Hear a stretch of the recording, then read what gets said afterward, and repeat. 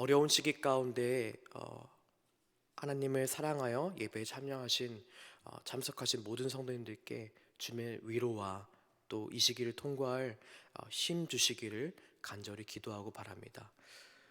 오늘 등장하는 아리마대 부자 요셉은 예수님의 제자로 나옵니다. 이 아리마대 요셉의 모습이 굉장히 인상적이었던 모양입니다. 마태, 마가, 누가, 요한 이 사복음서에 다 기록이 되어 있고 또 이 예수님의 시체를 수습해 장사를 지내주는 사람으로 등장합니다. 누가복음에는 이 아리마대 사람 요셉에 대한 묘사가 하나 더 추가되어 있습니다. 누가복음 23장 50절에 이렇게 되어 있습니다. 제가 읽어드리겠습니다. 공의 의원으로 선하고 의로운 요셉이라 하는 사람이 있었으니 라고 되어 있습니다. 공의 의원이라고 하는 하나의 수식어가 추가가 됩니다. 이때 공회라고 하는 것은 당시 유대 사회의 최고 의결 기관이었던 사내들인 공의회를 의미하는데, 이 사내들인 공의회가 하는 일이 무엇이냐면 법적이고 또 종교적인 일을 논의하기 위해 모였던 곳입니다.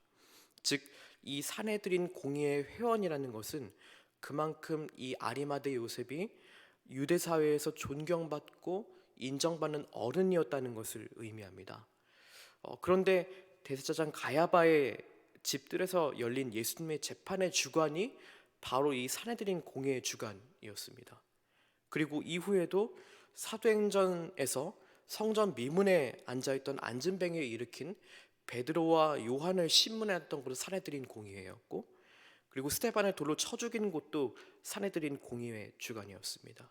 그리고 이후에 바울이 생명의 위협을 느낀 재판도 바로 이 사내들인 공의회였던 것이죠. 그러니까 초기 기독교 박해 역사에서 늘 함께 해왔던 것이 바로 이 사내들인 공의회였습니다.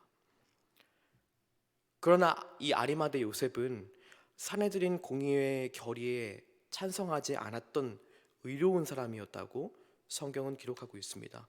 누가복음 23장 51절에는 이렇게 기록되어 있습니다. 이것도 제가 읽어드리겠습니다. 그들, 공의회를 말합니다. 그들의 결의와 행사에 찬성하지 아니한 자라. 그는 유대인의 동네 아리마대 사람이요 하나님의 나라를 기다리는 자라 라고 되어 있습니다. 아리마대 요셉은 부자이고 유대 공회원이었습니다. 그는 사회적 신분이나 또 경제적으로 볼 때 그는 기득권층에 속한 사람이었습니다. 그런 아리마대 요셉이 예수님의 시신을 수습하는 행동을 보인 것은 쉬운 일이 아니었습니다. 왜냐하면 예수님께서는 방금 전에 반역죄로 몰려서 십자가에 처형당한 상황이었기 때문입니다. 지금까지 자신이 이 아리마대 요셉이 예수님의 제자임을 숨기고 은밀히 따르고 있었다면 이 예수님의 시신을 수습하는 이 행동은 이제 자신은 예수님의 제자다 라고 알리는 행위와 비슷한 것입니다.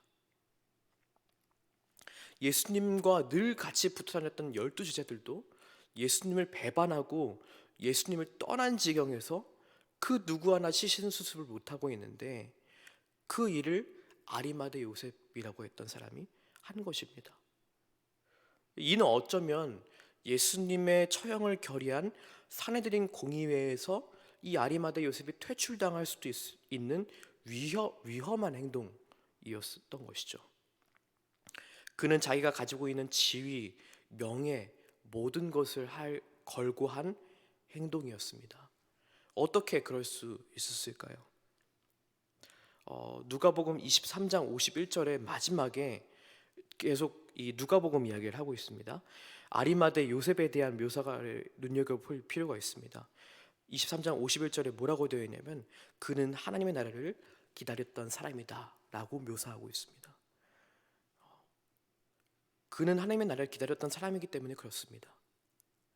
자신의 권위와 명예, 유대 사회에서의 자신의 영향력을 추구했던 사람이었기 때문에 추구했던 사람이 아니라 그는 하나님의 나라를 기다림으로 예수님이 참 메시아임을 십자가 사건을 통해서 확신했기 때문에 그렇습니다. 하나님 나라를 바라보는 그리고 기다리는 이 아리마대 요셉과 같은 믿음이 지금 부활절 아침을 기다리는 이 시기에 정말 필요한 믿음이 아닌가 싶습니다. 무엇을 이 어려운 시기에 두려워 계십니까? 영향력이 사라질 것에 대해 두려워하십니까? 아니면 하나님 나라가 내 마음에서, 내 생각에서 멀어질 것에 대해 두려워하고 계십니까? 마가복음은 이 상황을 더 집약적으로, 더 과감하게 표현합니다. 마가복음 15장 43절에 이렇게 증언합니다. 아리마대 사람 요셉이 와서 당돌히 빌라도에게 들어가 예수의 시체를 달라 하니 이 사람은 존경받는 공회원이요 하나님의 나라를 기다리는 자라.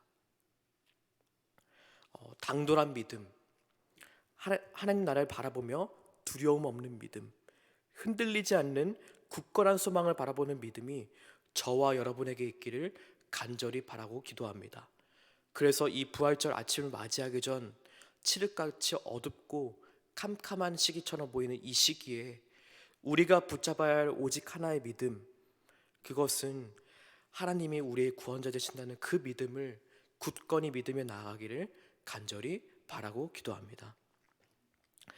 두 번째 단락은 요셉이 예수님의 시신을 장사 지낸 후에 대제사장과 바리새인들이 빌라도를 찾아가 후속 조치를 요구하는 장면이 나오게 됩니다. 무덤을 사흘 동안만 굳건히 지켜달라는 것입니다.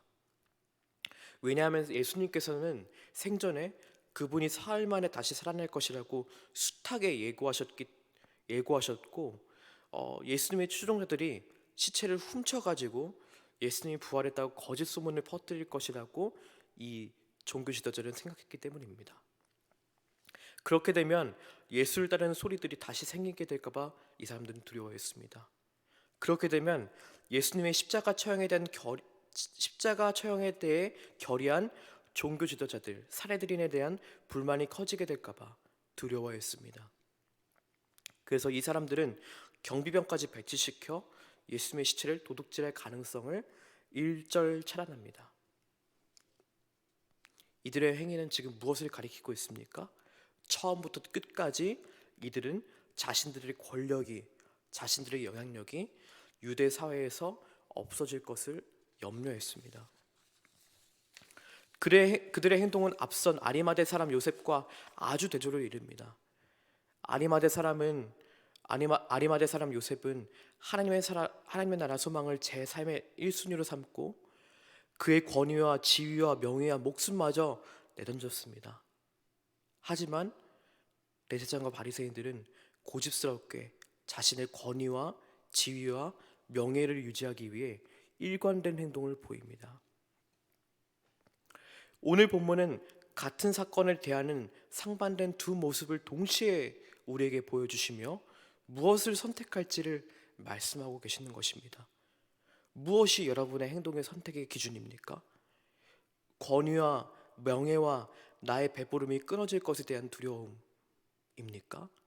아니면 하나님 나라가 마음속에 이루어지기 원하고 또 내 삶 속에 이루어지기 위해서 움직이고 계십니까?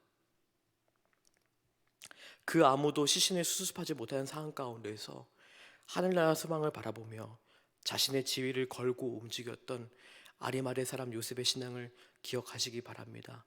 그리고 또 자신의 명예와 지위의 끈을 고집스럽게 놓지 못했던 바리새인들과 대제사장의 모습도 기억하시기 바랍니다.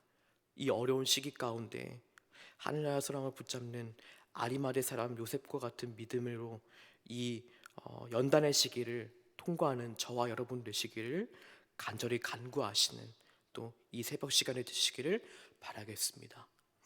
기도하겠습니다.